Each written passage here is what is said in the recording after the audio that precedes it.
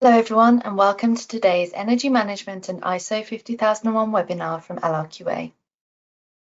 Before we get started, I would like to go over a few items so you know how to participate in today's event.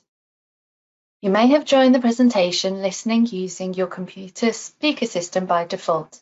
If you would prefer to join over the telephone, just select phone call in the audio pane and the dial-in information will be displayed. You will have the opportunity to submit text questions to today's presenters by typing your questions into the questions pane of the control panel. You may send questions at any time during the presentation. We'll collect these and address them during the Q&A session at the end of today's presentation. Any questions that we do not have time to answer during the session will be responded to you after the webinar. For your information, we'll be running some live polls today. Please note that the responses are anonymous and the results will only be shared as a percentage result. It's my pleasure to introduce your first speaker for today. Heather Moore, PE, is LRQA's Technical Director for Sustainability, where she supports LRQA's sustainability products and advises clients on their sustainability journey. She joined LRQA in 2012 as a lead auditor and verifier, providing assessment and verification services for greenhouse gas emissions and other sustainability data, ISO 14001 and social auditing schemes. She has since held various roles with LRQA related to management, training auditors and verifiers, running second-party audit schemes for global companies, and leading complex verifications. Her 16+ years of experience in the environmental field have taken her to landfills, power plants, cruise ships, upstream and downstream oil and gas operations, chemical plants, agricultural operations, and various manufacturing facilities. And our second speaker today is James Thomas, Auditor Manager at LRQA. James manages a team of multidisciplinary management systems auditors in the Midlands region of the UK, ensuring that they deliver value to clients in line with international accreditation requirements and business assurance principles. Before this, James was a senior management systems auditor working with clients across a range of environmental, health and safety and quality standards. James has an MSc in environmental impact assessment. I'll now hand over to him, who will introduce the first two polls for today.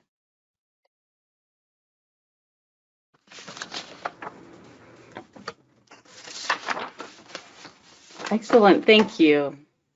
All right, so everyone, our first poll question today is, excluding energy spend, what is your organization's biggest energy management challenge?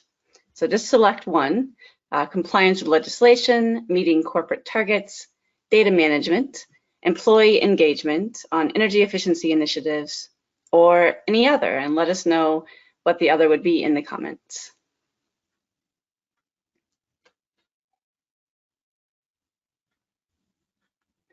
And we'll just wait a bit for responses to come in, and then we'll see how everyone has responded.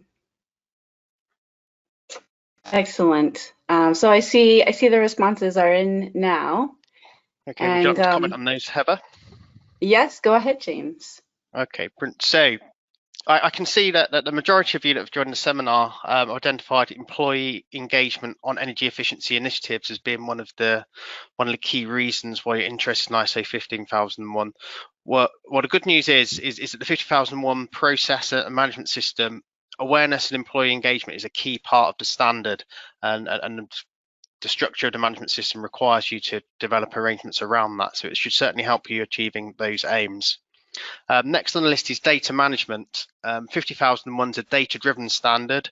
We'll go into that a little bit during the seminar a bit later on, but certainly the standard requires you to have plans and programs in place for data capture, data management, and how you use that data within the organization. So yeah, the standard would really help you with your aims there. Then we've got a tie for third place with compliance with legislation and corporate targets. So in terms of legislation, we cover that in the seminar as well, a little bit later on, but 50001 can help you in two key ways. A key part of the standard is to identify legal requirements, ensuring you have a pathway to compliance within your management system and checking compliance against it. But also 50001 can be a pathway to compliance with key legislation.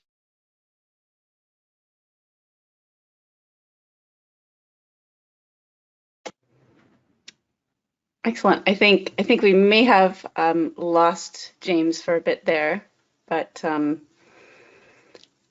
why don't we move on? I think that was interesting to see everyone's responses, so thank you for that. And for those who have just joined, we are continuing on with our second poll question. So the second poll question is all about your approach to integrated management systems. So please choose one option. Either you already have an IMS and would like to add 50,001, or maybe you're planning to integrate your systems within the next 12 months, or maybe you don't plan to integrate your management systems, or also maybe you're not certified yet to any of those ISO standards, 9,000, which is quality, 14,000, which is environmental, or 45,001, which is occupational health and safety. So we'll keep it open just for a few moments more to make sure everyone responds who wants to, and then we'll take a look at their responses.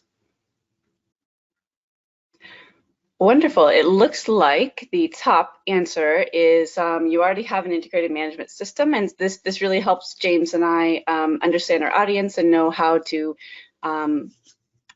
what to cover in our webinar today and what to focus on. So it's great that most have an integrated management system and are looking to add 50,001, which is great. And then looks like a couple others here are looking to integrate their systems within the next 12 months or don't plan to integrate systems, which is also just fine. All right. Well, thank you for participating in these polls. We will have a couple more polls at the end, right before the Q&A session. And now we will move to the main presentation for today. So we all know that we depend on energy, we use energy. In attempting to quantify the energy use we have, I went to the IEA's Global Energy Report that was recently published. And you can see here on this slide some of the key findings out of EIA's report. And basically what I read is it confirmed and justified what I know, that our energy needs are continually increasing. And we all know that the most ways we generate energy also produce greenhouse gas emissions.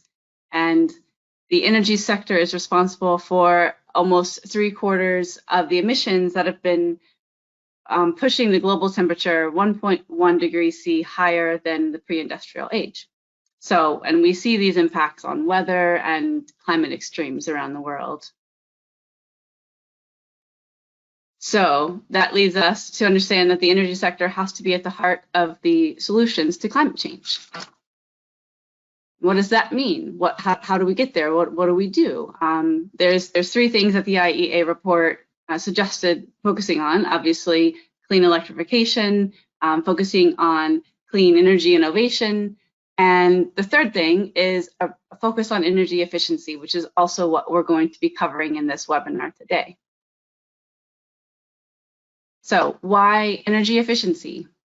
We all see these common issues: energy security, rising cost of energy, rising cost of living, and the climate crisis. And actually, energy efficiency can be a solution for all of these issues, at least part of the solution for all of these issues. Really reducing the amount of energy we use solves them. We also all have net zero goals. Either they may be becoming more regulatory or even voluntary net zero goals. How do you reach them? Reducing our energy use will make it that much easier to reduce, to reach those goals, to reach our net zero goals, obviously. So how do we reduce our energy use? Do we change all of our light bulbs to LED? What else can I do? What else is most effective to reduce our energy use and not go bankrupt? So really, we need a systematic way to analyze our energy and figure out solutions to reducing it. And now I'm going to hand it over to James to explain a tool that will do just that.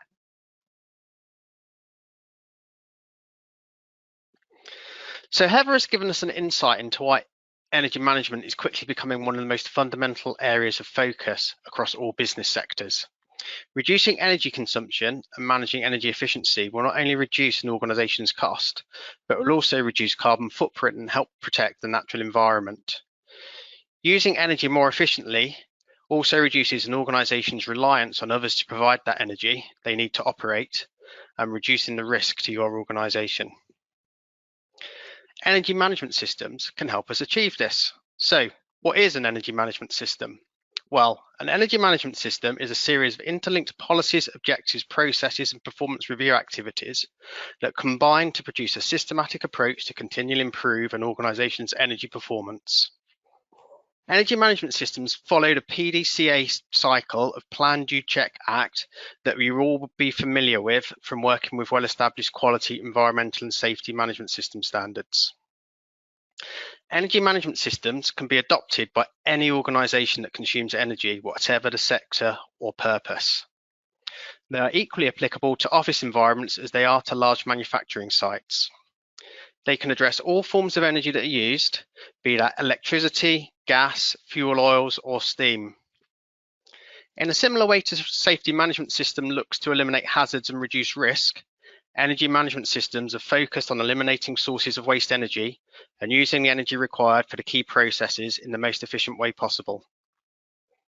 Continual improvement can be measured through overall reductions in energy use, but can also be measured using performance indicators that are linked to output, hours worked, or turnover, whatever is relevant to that particular organisation, to give a measure of efficiency. The ISO 50001-2018 standard provides a framework for energy management systems that brings energy management and continual improvement into the core of an organisation and is an opportunity for organisations to align their energy management system with their strategic direction. ISO 50001-2018 is a standard that provides a framework for the development of energy management systems. It is a certifiable standard, so organisations can use it to demonstrate to key stakeholders an organisation's commitment to improving energy performance and minimising impact on the environment, and to ensure the ongoing effectiveness of the planned arrangements and continual improvement. The standard applies to energy used by an organisation in the delivery of its activities and services. It's not applicable to the energy efficiency of any goods or items designed, manufactured or sold by that organisation. The 2018 version of the standard follows the common terminology and structure of Annex SL, which we are familiar with. This allows an easy integration with your existing management system, such as ISO 9001 for quality or ISO 14001 for environmental management. As such, many of the clause requirements around context of the organisation, leadership, planning, support, operation, performance evaluation and improvement you will be familiar with and have in place within your existing quality or an environmental management system. To implement 50001 effectively, these need to be adapted to be given an energy focus. Similar to the latest revisions of ISO 9001 and ISO 14001, the 2018 version of the standard also requires strategic level insight into energy performance. Organisations need to factor in who and what, both internally and externally, can affect energy performance in a business context. However, despite the similarities, it should be noted there are some key differences in requirements and clauses that are specific to ISO 50001. For example, these include implementing an energy management system certified to 50001 includes the need to establish energy baselines for energy usage and energy performance indicators, as well as the usual objectives and targets which exist within an environmental management system. There are also specific clauses relating to design, covering facilities and production lines rather than goods and items the organisation manufactures, and procurement, including specifying energy purchasing requirements. Although organisations generally recognise that energy is a significant cost and an area where improvements can be made, it's often neglected during purchasing and design decisions, and opportunities for ongoing energy efficiency improvement and financial savings are often missed. ISO 50001 specifically highlights these areas, so your energy management system will ensure that these opportunities are investigated and improvement potential identified and realised.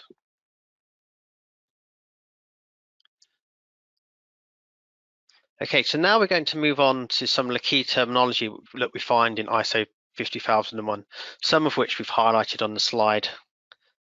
Most of us will be familiar with the Annex SL based terminology used within ISO 50001 2018. However, there's some very specific terminology used within the standard, particularly in Clause 6 planning. Luckily, Section 3 of the standard provides us with definitions for these terms. Clause 6 of the standard requires organisations to conduct and document an energy planning process. This needs to be consistent with policy requirements and drive continual improvement in your energy performance. It also needs to involve a review of your activities that can affect your energy performance, similar to an environmental aspects assessment within an ISO 14001 management system. To achieve this, an organisation must undertake an energy review to review and analyse energy use and consumption based on measurements and other data. The energy review should provide information and data needed to establish the energy performance indicators, EMPIs, and determine the energy baseline. This then leads directly to the identification of the significant energy uses, or SEUs, and these are similar to the significant environmental aspects that we find within an environmental management system. These are then used to identify opportunities for energy performance improvement moving forwards. This planning process and the ISO 50001 standard as a whole is very data driven, and as such, data is critically important in the demonstration of improved energy performance. Therefore, planning which data to collect and how and when data will be collected is critical. Clause 6.6 of the standard details the minimum which should be monitored and requires that an energy data collection plan is defined and implemented. The level of measurement will vary for each organisation and could range from reading utility meters up to complete software applications, consolidating data inputs and delivering automatic analysis. The measurement level should be appropriate to the size and complexity of your organisation. There's no one-size-fits-all standard. You should also need to make sure that the data you use is accurate and repeatable. So you will need to calibrate or otherwise verify the monitoring equipment that is being used.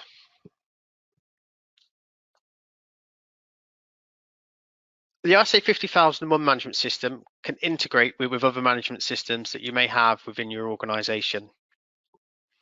Annex SL is the high-level structure and common text for all ISO management system standards that have been launched or revised since 2015. It ensures consistency and compatibility between the different management system standards and allows for a straightforward and harmonised implementation of multiple standards. Therefore, when ISO 50001 was revised in 2018, it followed the common terminology and structure of Annex SL. This allows easy integration with your existing management systems, such as ISO 9001 for quality and ISO 14001 for environment. By using Annex SL, there becomes a much stronger focus on the context of the organisation and the role of top management, ensuring buy-in from top management and greater employee contribution. And as such, ISO 50001 expects energy performance to be integrated into the structure of the organisation. There's a very close link between ISO 50001 and ISO 14001, but the two are very separate standards. Although energy is included as an aspect in the majority of organisations' ISO 14001 management systems, no particular emphasis is given to energy, and it's often overlooked with organisations concentrating on more obvious environmental aspects, such as chemical and waste management. ISO 50001 has been designed solely for management of energy and includes a number of requirements not covered in ISO 14001. Implementing an energy management system certified to ISO 50001 includes the need to establish baseline energy usage with energy performance indicators, as well as the usual objectives and targets which exist within an environmental management system. There are also specific clauses relating to design and procurement, including specifying energy purchasing requirements. Certification to ISO 50001 brings many benefits to having the management system stand alone without certification. Certification to ISO 15001 enables organisations to demonstrate their commitments to their stakeholders for improving energy performance and minimising impact on the environment to ensure the ongoing effectiveness of their management system and continual improvement. Independent auditing and certification to a defined standard can provide assurance to board members, shareholders, and senior leadership of an organisation that oversight and governance have been put in place for energy management and have been robustly implemented and are effective. It can also provide a level of assurance that key legal requirements are being met. It is a key requirement of ISO 50001 that an organisation identifies legal and other requirements focusing on energy, take these into consideration when establishing their management system, and at planned intervals evaluate compliance against them. Independent audit provides assurance that these processes are working effectively, and in certain circumstances, certification to ISO 50001 can also be a pathway to compliance. ISO 50001 is a risk-based standard. Certification by an independent certification body demonstrates to key stakeholders that the management system is effective at controlling these significant risks. And finally, in order for an organisation to achieve and subsequently maintain certification to ISO 50001, they must demonstrate continual improvement, not only in the management of their management system, but also in their overall energy performance. The continual scrutiny and challenge of certification audits ensure that organisations remain honest in their efforts to achieve continual improvement, and it drives innovation.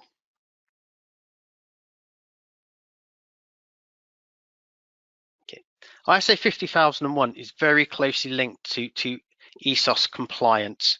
ESOS, the Energy Savings and Opportunities Scheme, is the UK government's approach to implementing the requirements of Article 8 of the EU's Energy Efficiency Directive.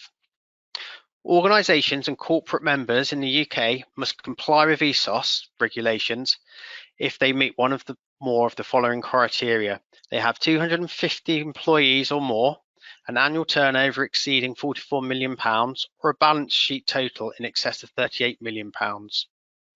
Organisations can use a number of different routes to achieve ESOS compliance, including ESOS energy audits undertaken by licensed energy assessors, or through ISO 50001 certification. ISO 50001 certification issued by a UCAS accredited certification body such as LRQA and covering the full scope of an organisation's energy consumption will suffice as ESOS compliance.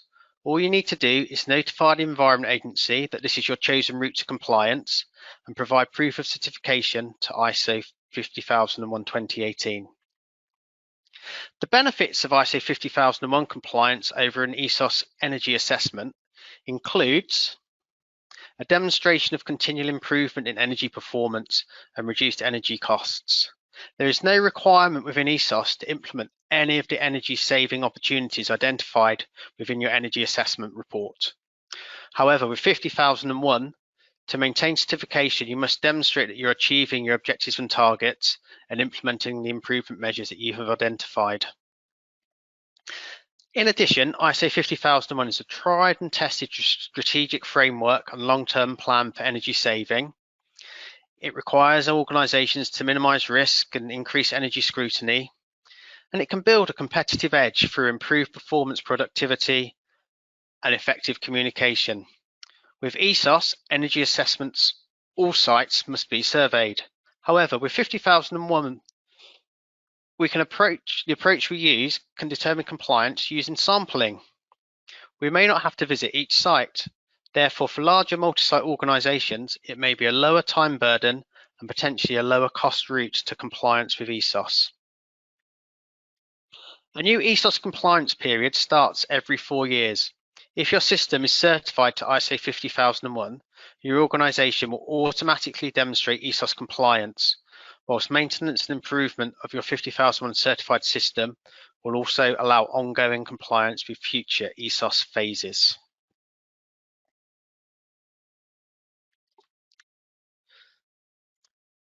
So as we mentioned in the previous slide, ESOS is driven out of the EU Energy Efficiency Directive.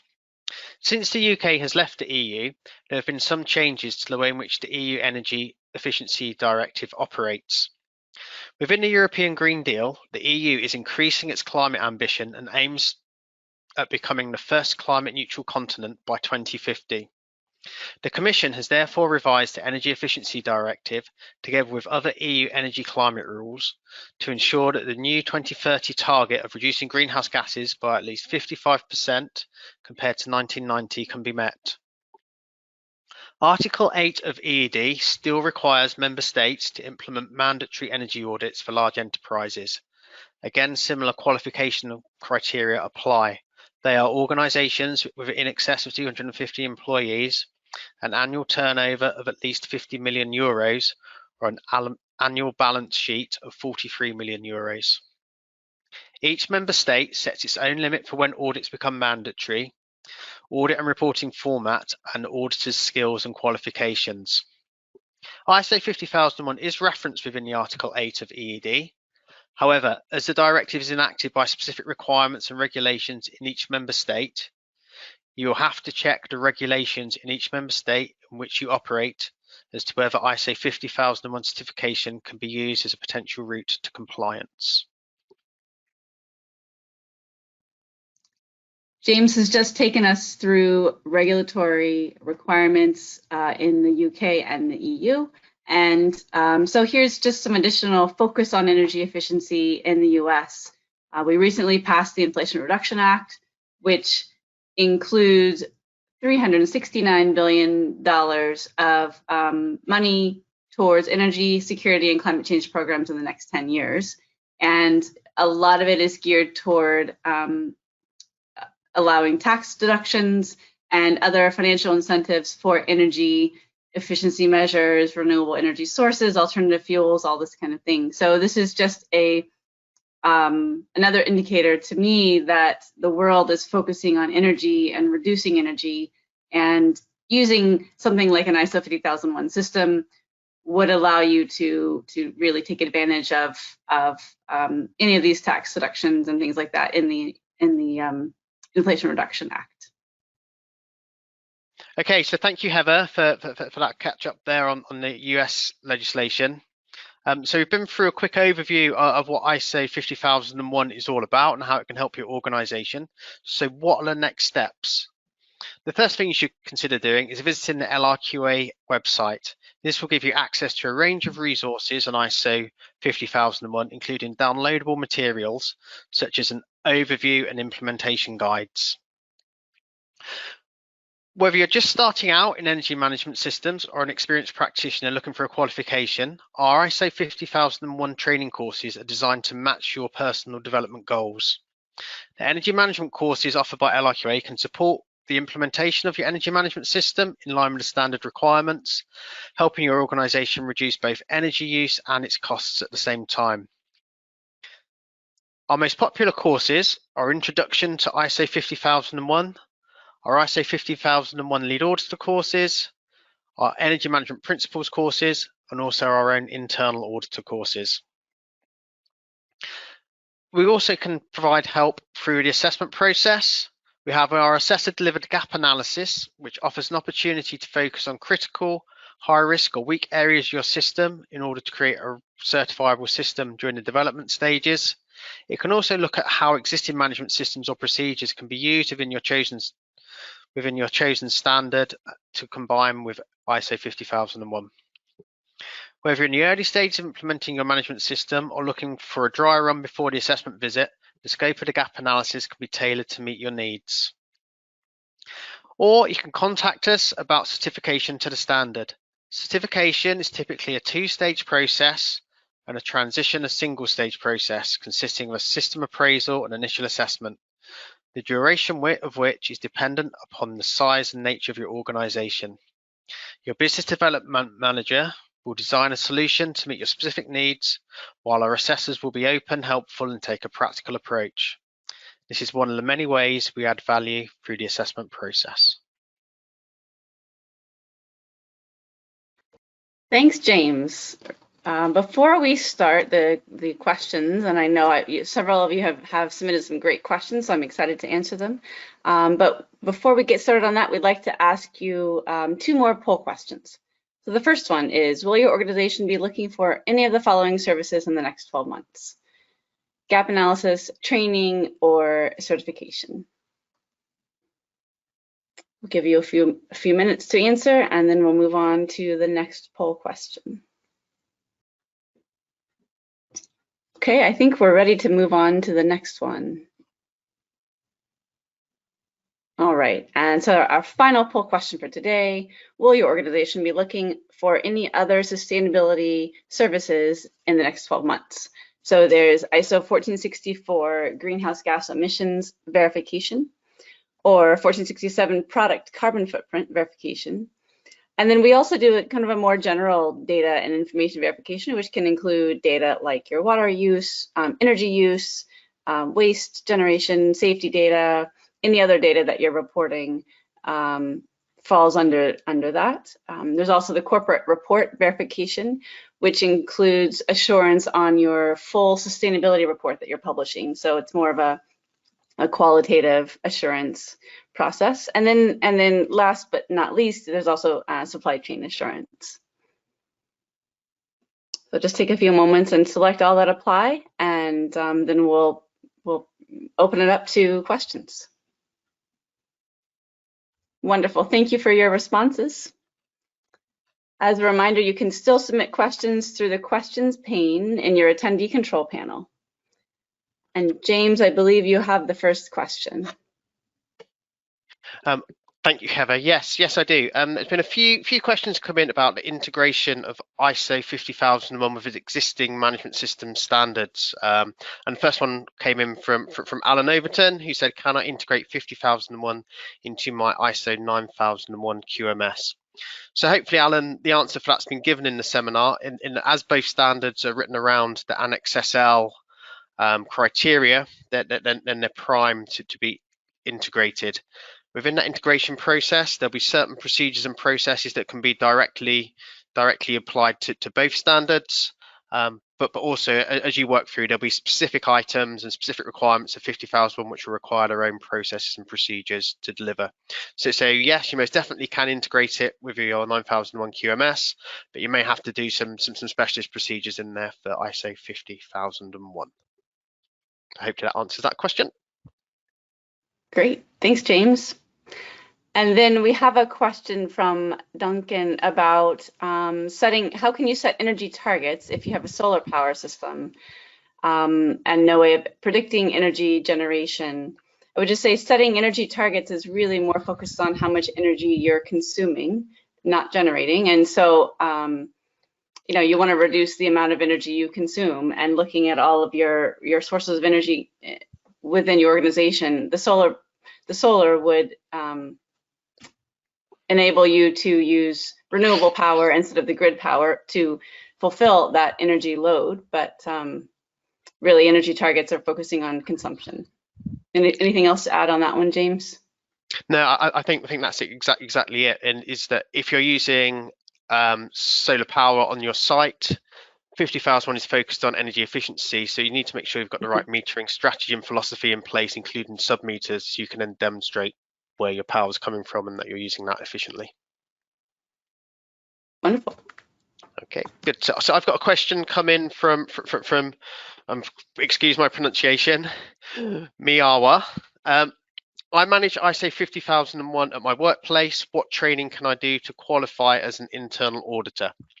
So within management systems, there's no set competency criteria defined for internal audit. Instead, it's up to the individual workplaces themselves to define what criteria they believe their internal auditors should meet and maintain records to show that their auditors meet that criteria.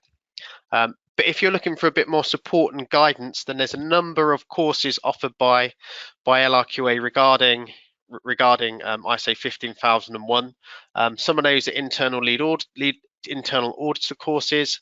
Some of those are lead auditor courses, but also if you've got those auditor skills already, then it might be a better place to start around our introduction to 50001 training courses or our energy management principles, because then you can take your skills you've learned from your other internal auditor courses and transfer those into energy management. Thanks, James. And I think here's another one for you, James. James is the expert on 2001. Someone is asking about the main differences between the old version and the new version of the standard published in 2018. Okay, so by now, anyone that has ISO 50001 should have transitioned to the 2018 version of the standard. There's a sunset date for the old version of the standard. All the certificates and that's now passed, so they've all lapsed if you still have one of those, unfortunately. So while we can talk about the differences, the key focus is really making sure everyone's using the 2018 version of the standard. The key differences really are making sure that ISO 50001 was aligned to Annex SL, that the standard and criteria for all management systems going forwards. That way it enables that integration. But the key focus there was really in the upfront planning sections in terms of identifying the context of the organization and its energy framework it operates in, and making sure that's taken into account when developing the management system, looking at the key risks and opportunities associated with energy use, and again making sure they're addressed in the management system. And again, like all Annex SL systems, making sure there's the strategic direction from leadership, setting commitments, setting policies, and taking responsibility for the management systems and driving for improvement, and not just relying on the management system representatives to perform that role. Perfect. Thank you, James. And here's another question about, I'll just read it and I think it will be clear. When determining the management system processes, can one use the same processes as in a quality management system? For example, sales, purchasing, design and development, production, storage, and transport. Okay, so in terms of energy management, then your key task really is to identify what are your significant energy uses. And so while you can use the similar process to use in quality, to identify where those energy sources are being used. So in sales, you can look at where your key sources of energy use fit. In purchasing, where they are, design, development, production. You can break it down into that as part of that energy review. But the key focus is what are our key energy uses, where are we using that energy, and where are the areas we can target for efficiency. Perfect. Thanks, James. And then another question that we've received is if an organization is growing and cannot demonstrate a reduction, what other mechanisms are available to show continual improvement? I would say, especially in the verification work that we do, not just energy, but with greenhouse gas emissions as well, companies are continually starting to use metrics. And so it would be energy per revenue dollar or energy per unit produced. Whatever metric makes sense, you want to make sure that your business, even if you're growing, which is great, you're becoming more efficient as you grow. Yeah, that's definitely right, Heather. The standard is about energy efficiency, not energy reduction. It's hoped that through efficiency you will drive an overall reduction eventually, but it's about efficiency, and it's about normalizing your energy use data to a level of production, which then, if your production increases, hopefully your energy use per unit of production will become more efficient. Yeah, excellent. And another comment, I think, and also a question from Emma, which I think is a great comment. This was about the webinar, is talking about cutting energy use. And are there any practical ideas that, James, you have seen when you're auditing 50,001 systems that companies have come up with? Perhaps I'm putting you a bit on the spot, but. Okay. So I guess the solutions and ideas that you come up with to drive reductions in your energy are really very company specific. So ISO 50001 will help you identify those through the energy review and through the identification of objectives and targets.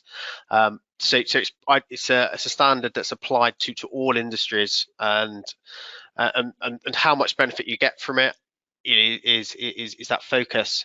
It's very difficult to say what are the key and best ideas for energy reduction at the moment. But there's lots of things going on. What I would say is lots of people have already done the practical elements, the things like variable speed drives, the things like LED lighting within the workplace, things that looking at different sources of energy.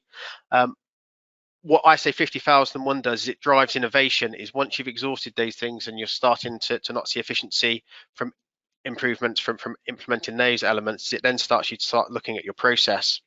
So if you're manufacturing things, well, what are the cure times on resin? How can we switch to quicker cure times or lower temperature cure times for using less energy in our process? How can we make sure we're driving kind of our product design to make sure we're using least energy in that process? Okay. That's excellent. Yeah, I think once you look at your system, there's tons of different ways to reduce the energy based on, but it's really different based on your industry type, right? I mean, I'm sure you see all kinds of different solutions for manufacturing versus office spaces versus oil and gas versus hospitality. I think there would be many different options there. All right, so here is another question. Are the internal and external issues related to energy management system, are they related to the energy management system or to the whole organization within 50,001? Yeah. So again, that comes back to determining the context of the organisation and the internal and external issues. So when you're framing that, 50,001 is an energy management system. So we're looking at the internal and external issues that are related to energy management within your whole organisation or within the organisation that's been the scope of that management system. Perfect. There is another question about, it says 50,001 looks like a data collection system. I know also from my verification work, there are many different tools that I've seen clients use. And as LRQA, we really don't recommend using one or the other. There's many tools out there that will help you collect your data, manage your data. But I would say the best organizations that I've seen, first, you got to make sure that your data is correct in the first place. And any tool you use, whether if it's a fancy, web-based tool or an Excel file that you're using, the quality of it and the fanciness of the data tool doesn't really matter if your data behind that is not set up correctly. So I would say ISO 50001 really gives you a good framework and a governance for your company as a whole to make sure that the data being input into any tools that you use will be quality and accurate. Anything else to add on that one, James? No, I think it's a great answer. Okay. And here's a quick one, maybe. By when does the organization need to be certified to ISO 50001 to meet the ESOS assessment? Or do you know the right? I know it's different for each member state, so that may be actually more of a complicated question. Okay, so if we're talking ESOS, then that specifically relates to the UK, because that's the UK's regulations that implement the Energy Efficiency Directive.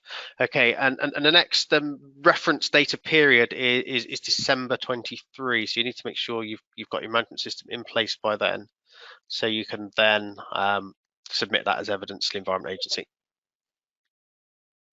Perfect. Let's see. What else? There's any other website or guidance documents that we suggest to read for further detail? I would say look at our next steps on the slide that we have and start from there. Any other thoughts on that one, James? Definitely. If you start on LRQA website, then there's a whole host of implementation guides and overviews of ISO 50001. So that's a really good place to start. And then if you have any questions, then you can contact the LRQA office. Obviously, we can't help you with implementation because we're a certification body. We can't provide consultancy. But if you do provide further support beyond there, we have a network of consultants that we can provide access to that you can choose one to come in and help you out. Perfect. So here's a good question. Does 50001 consider only reduction of energy use as an improvement, or does it also consider the reduction of environmental aspects and impacts on energy use, like CO2 emissions? Okay, as a continual improvement, yeah.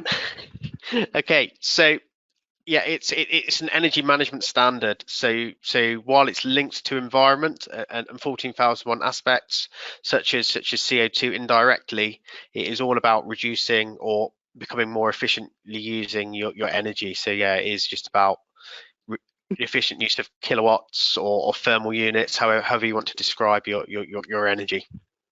Yeah, excellent. And actually, another point on that, we are conducting a survey with other certification bodies as well. So it's more of a global survey on sustainability data and ESG, environmental social governance, and what organizations see as the critical aspects. And looking at energy management, water management, waste, sustainability reporting, all these things, organizations from the US, the UK, even China, and Europe all put energy management as the top kind of most critical aspect that they were looking at first, right? And then sustainability reporting, emissions all came really closely below. But I thought it was interesting that energy management is obviously the start of all of the rest of it.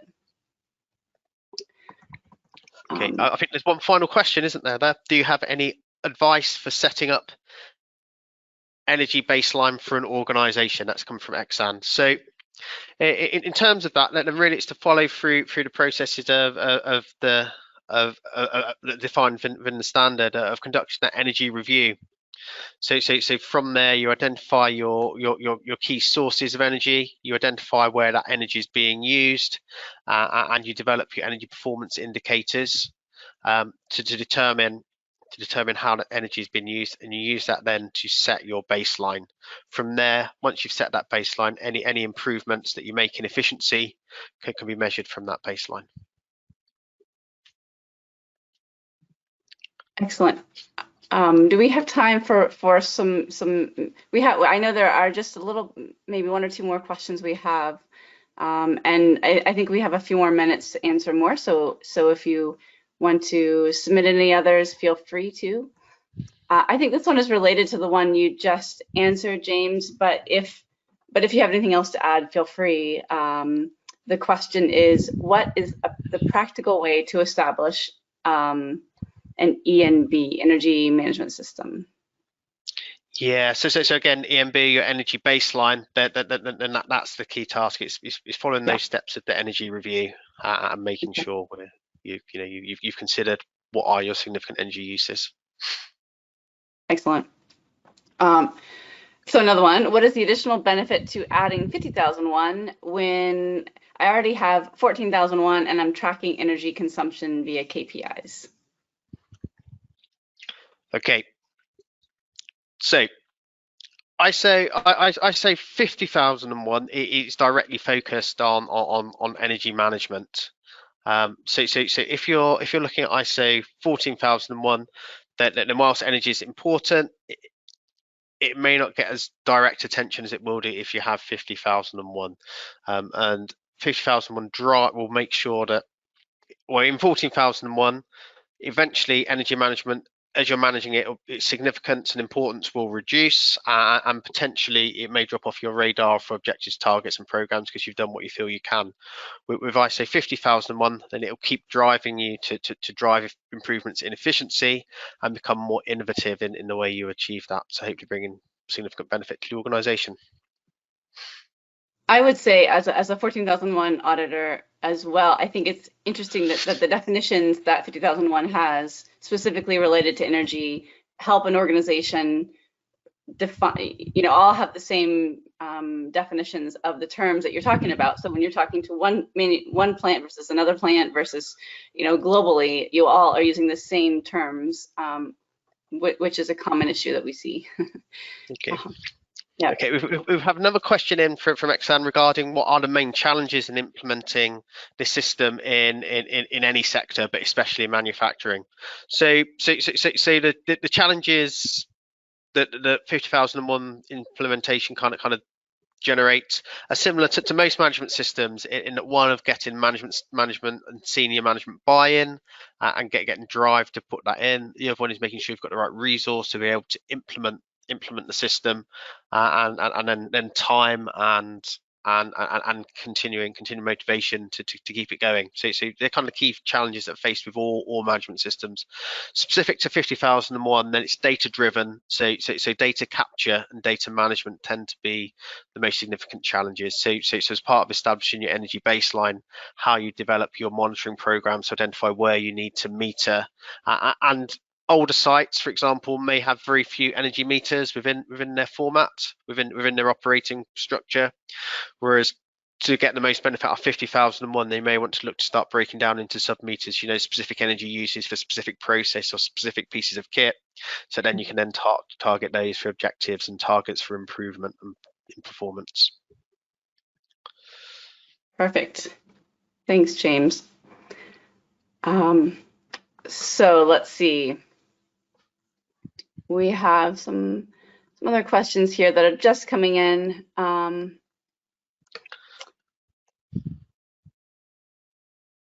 I don't know. This may be putting you a bit on the spot, James. So let me know. But do you have any tips on how to keep energy consumption of heating low, while still meeting the needs of other health and safety needs and things like that?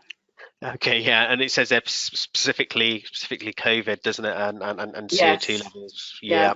Okay, so again, Kian, it's really difficult for me to answer that question because that'll depend on the structure and nature of the heating system within your building. It will depend on ventilation systems that you have and how they interact. But you know, if it's a modern building, that should have been designed with those kind of parameters being considered. So there's a good balance. Older buildings, it's more difficult, and you may need to put into kind of retrofitting systems. Okay, but yeah, there's no kind of one size fits all answer there, I'm afraid. Yeah. And I see some questions about the cost of implementation of ISO 50001. I would say it's very much dependent on the scope of your organization and the scope of your management system. Yeah, definitely. So there's not an easy answer for that one. No. I think Nicholas has spoken about gap analysis as well, and yeah, based on the rate of the country you're in and the number of days that are required to do that to get the most out of it. But what I will say is when we're doing, and I'm sure Heather will back me on this, when we are delivering management system certification, then organisations that undertake gap analysis before they start the formal certification process tend to have a much smoother ride through the certification process than those that jump straight to stage one and stage two. Okay. Definitely.